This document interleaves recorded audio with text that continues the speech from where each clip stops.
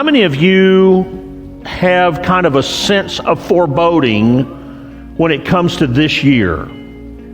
You think about the situation in America. I mean, I know it's an election year again, and I've heard so many people, I've been around the country the last few months, and listen to people talking about how they are afraid something bad is going to happen.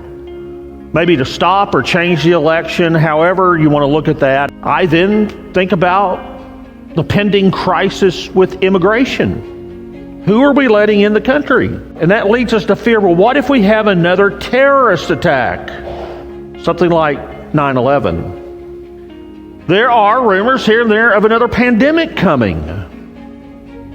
And then, of course, there's the ever ongoing threat of world war with the conflict in Ukraine and the conflict in Israel and across the Middle East and the rising tensions with Iran. And then there's a lot of people talking about, well, what if we're attacked and somebody hits the power grid? So these are fears that a lot of people are grappling with in 2024. I think we all, in the back of our mind, wonder what's coming. And then I think back to 4 years ago. How did we handle 2020 as a nation? And really, more importantly than that, how did we handle 2020 as a church? I think it caught everybody by surprise. It's totally unprecedented in our lifetime. Elderships were unprepared to lead, exhibiting poor communication or a lack of consistency in the way they responded.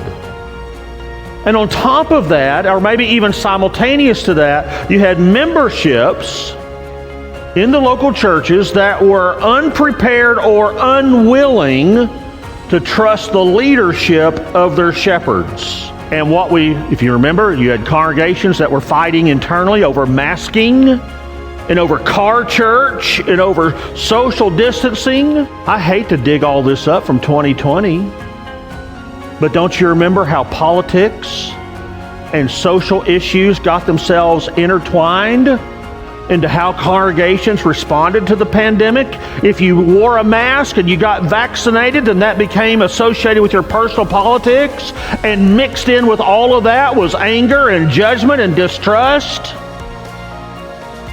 And then shall we talk about among individual members the rise of anxiety and depression and emotional stress and how that manifested itself across the board inside congregations.